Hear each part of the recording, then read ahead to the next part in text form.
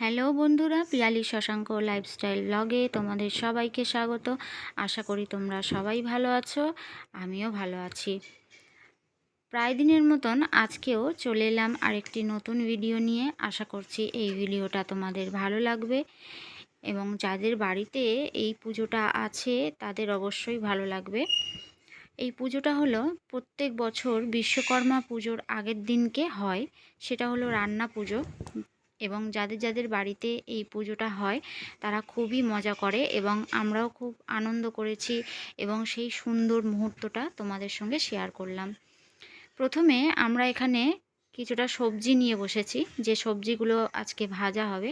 দিদি আর আমি দুজনে কাটতে বসেছি, অনেকটাই সবজি, তার জন্য দুজনে কাটতে বসেছি। তারপরে ওদিকে মা পুজো দিয়ে নিচ্ছে, ঠাকুরের পুজো দেওয়া হয়ে গেলে তারপরে যে ঠাকুরের ভাতটা রান্না হয় সেই রান্নাটা আগে বসিয়ে দেবে।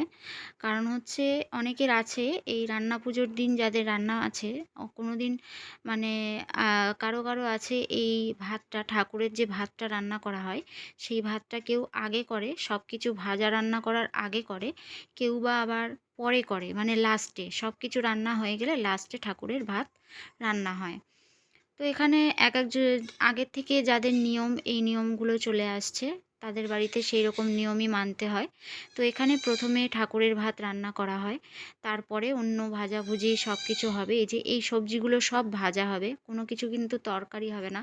অনেকের আছে, অনেকের চচ্চড়ি হয়, যা আমাদের বাড়িতে যেরকম একটু লাস্টে ঝোল রান্না হয়, তো অনেকের বাড়িতে চচ্চড়িও রান্না হয়।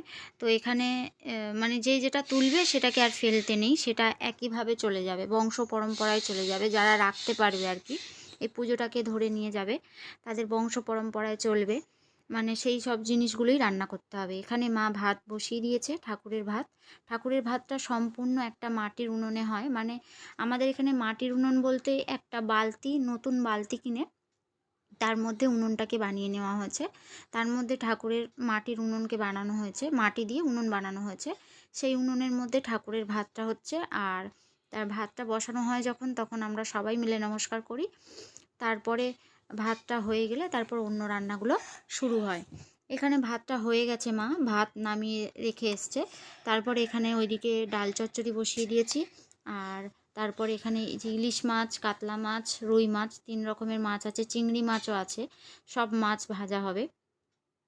এখানে আমি মাছগুলো ভাজতে বসিয়ে দিচ্ছি, মাছগুলো ভাজা হবে, যে এক এক করে ভেজে নিচ্ছি। তো যাদের যাদের বাড়িতে এই রান্না পুজোটা আছে তাদের খুবই মজা হয়। আমরা তো যখন ছোট ছিলাম, আমার বাপের বাড়িতেও ছিল, এখনও আছে। কারণ আমাদের অনেক রাত হয়ে যেত, মানে 2:30 3টে এরকম বেজে যেত রান্না শেষ হতে হতে। খুব মজা হতো, খুব আনন্দ হতো, এখনও হয়। এই পুজোর দিনটা আসলে মনে হয় যেন খুব আনন্দ হয়। আর পরের দিন সকালবেলা, এটা আসলে একটা হচ্ছে মা মনসারই পুজো, রান্না পুজোটা হলো মা মনসারই পুজো, মানে পরের দিনকে আর কোনো রান্না হবে না আমাদের। এইগুলোই মানে আর কি ঠান্ডা খেতে হয় পরের দিন। মা মনসার পুজো হলে তোমরা তো হয়তো সকলেই জানো যে রান্না করে না, ঠান্ডা খায়। তো আগের দিনই রান্না করে এটা পরের দিনকে খাওয়া হবে আর কি, বিশ্বকর্মা পুজোর দিনকে খাওয়া হবে।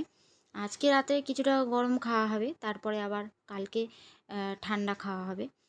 তো কালকে আর রান্না হবে না, কালকে ওখানে আমাদের এখানে ঠাকুর থান আছে, সেখানেও পুজো হবে। তারপরে মন্দির আছে, মা মনসার মন্দির আছে, সেখানেও পুজো দিতে যাওয়া হবে। তো আমি এখানে এই যে কলা পাতা নিয়ে এসেছি। প্রথমে এই বাটি হোক বা থালায় যেগুলো ভাজা তুলবো, সেখানে আগে কলা পাতা দিয়ে তার উপরে ভাজাগুলো রাখতে হয়। তো ওই প্রথমে কলা পাতা দিয়ে দিলাম, দিয়ে তারপর ভাজাগুলো একে একে তুলছি। আর মা এদিকে সব মশলাগুলো মাখিয়ে দিচ্ছেন, কারণ উনি আগে থেকে করে এসছেন এই পুজো, উনি ভালো মতন জানেন যে কোন জিনিসে কিভাবে মশলা দিলে সেটা ভালো হবে। হ্যাঁ, তার জন্য উনি সব কিছুতে মশলা মাখিয়ে দেন এবং আমি এগুলো ভাজি বসে বসে। তারপরে মাও রান্না বান্না ওদিকে করেন, সব দিকে হয়, 3টে উনুন জ্বলে, সেই 3টে উনুনে করা হয়। আমাদের প্রায় এই রান্না শেষ হতে হতে 1টা বেজে গেছে, 1টা বেজে গিয়েছিল, রাত 1টার মতন বেজে গিয়েছিল। তো আশা করছি যাদের এই বাড়িতে এই রান্না পুজোটা আছে তাদের এই ভিডিওটা খুবই ভালো লাগবে। এখানে দেখো এই এতটা মাছ এখনও আছে, এগুলোও ভাজা হবে, এগুলোও সব ভাজা হবে। তারপরে এখানে দেখো এই যে ভাত নামিয়ে রেখে দেওয়া হয়েছে, এটা ঠাকুরের ভাত, ওটা ঠাকুরের ভাতটা আলাদা মাটির হাঁড়িতে করতে হয়। তো এখানে সব রান্নাটা পুরোপুরি কমপ্লিট হয়ে গেছে। এটা একদম শেষেরটা আমি দেখাচ্ছি। এখানে সব রান্নাগুলো হয়ে গেছে। যদি আমার এই ভিডিওটা ভালো লেগে থাকে তো অবশ্যই আমার চ্যানেলটাকে লাইক সাবস্ক্রাইব করতে ভুলবে না। আর আরও যাতে নতুন নতুন ভিডিও, আরও সুন্দর মুহূর্তগুলো তোমাদের সঙ্গে শেয়ার করতে পারি, আরও ভিডিও নিয়ে আসবো। আর এখানে দেখো মা ঠাকুরের ভাতটা দিয়ে দিয়েছে কলা পাতার ওপরে, এরকমভাবে দিয়েছে। তারপরে আজকের মতো এখানেই শেষ করছি। তোমরা ভালো থাকবে, সুস্থ থাকবে।